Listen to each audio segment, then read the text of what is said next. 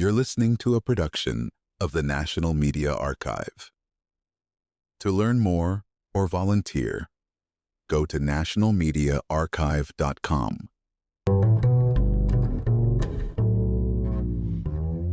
If you've ever heard that infinite banking is just about investing in life insurance, let's clear that up right now. You can't actually invest in life insurance full stop. So what is it?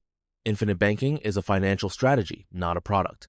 It's about leveraging the cash value inside a specific kind of policy called whole life insurance.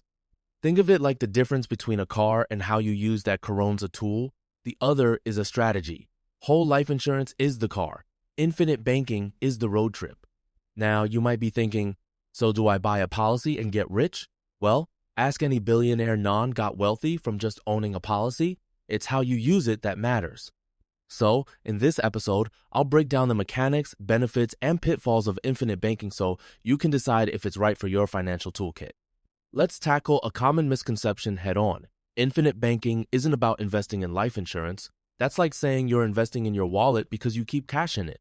Life insurance, specifically whole life insurance, isn't an investment vehicle. It's a contract that pays a death benefit and, yes, accumulates some cash value over time. Here's the technical term: cash surrender value. Think of it like your policy's built-in savings account, not a stock market portfolio. You pay premiums and a portion gradually builds as cash value. But the real magic happens when you borrow against that cash value, not just let it sit there. So, infinite banking is about strategically using that cash value, turning your policy into a personal bank, not a get-rich-quick scheme. Let's get technical, but not too technical. Whole life insurance is a permanent policy. That means it covers you for your entire life, not just a term. Here's where the infinite banking strategy comes in. Whole life policies have two key features: guaranteed death benefit and guaranteed cash value growth.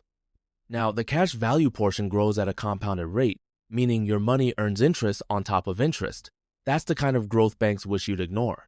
But remember, not all policies are created equal. Some are designed for maximum cash value early on, others not so much. So if you're picturing using your cash value right away, you'll want a policy structured specifically for infinite banking, not a vanilla policy from the corner insurance shop. Let me tell you a story. Imagine having a stash of cash you can tap anytime you know credit checks, no bank manager approval. That's what cash value in whole life insurance offers. The technical terms here are liquidity and loan provision.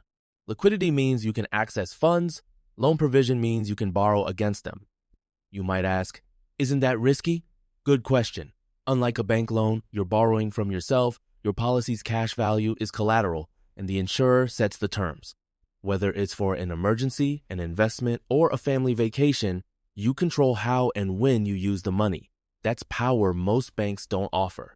And remember, this isn't an investment return. It's a strategic use of your own capital, designed to give you flexibility and control. Let's draw a line in the sand between borrowing from a bank and borrowing from your policy.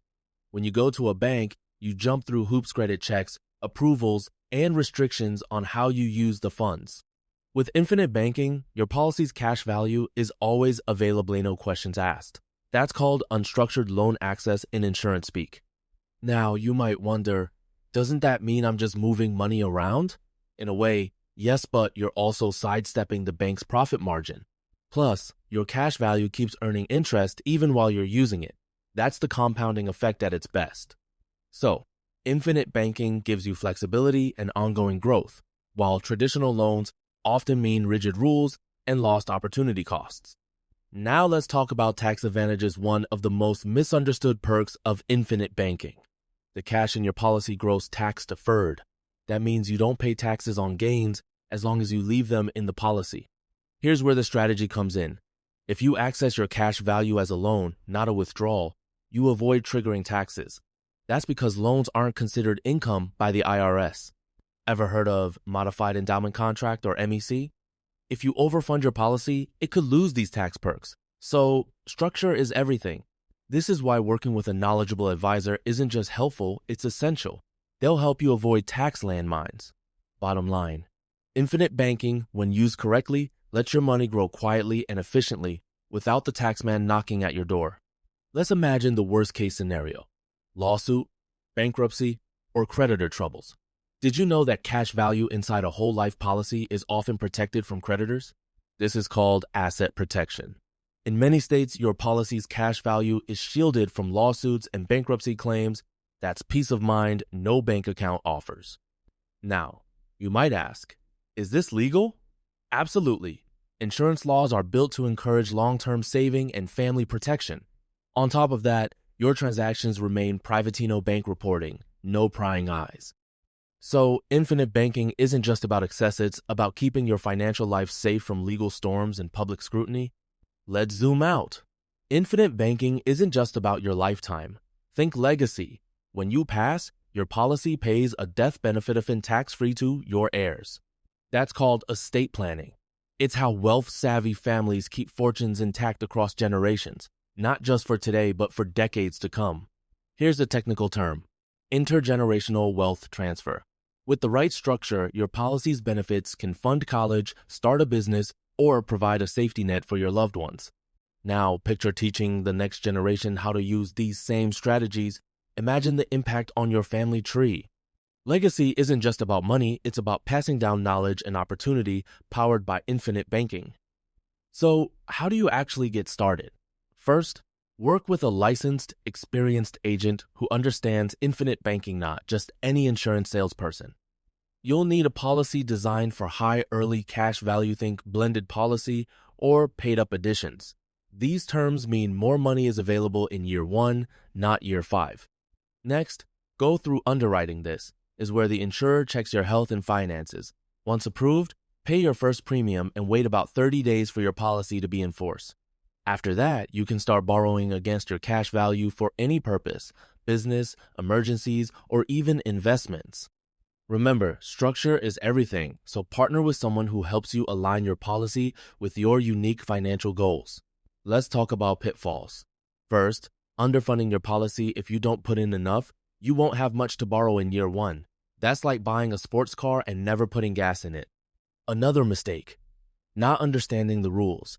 If you don't grasp your policy's terms, you could lose tax advantages or find yourself unable to access cash when you need it most. And here's a big one: choosing an agent who doesn't know infinite banking inside and out. If they're not using it themselves, how can they guide you? Finally, don't treat infinite banking as a magic bullet. It's a strategion that takes discipline, ongoing education, and the right structure to work. So arm yourself with knowledge, find a true expert, and avoid shortcuts if you want to harness the real power of infinite banking. Let's wrap up. Infinite banking isn't a get-rich-quick scheme. It's a disciplined, long-term strategy for controlling your money, gaining tax advantages, and protecting your assets. Imagine wiping out 120, zero in credit card debt. That's what this strategy did for me, and it can be a game changer for you too. The technical terms we've explored: cash value, compounding, tax deferral, are just tools. The real key is knowledge and application. So, are you ready to own your financial destiny, or will you let banks and creditors control your story? The choice is yours. Keep learning, keep asking questions, and remember, the best financial strategy is the one you understand and use to build your future.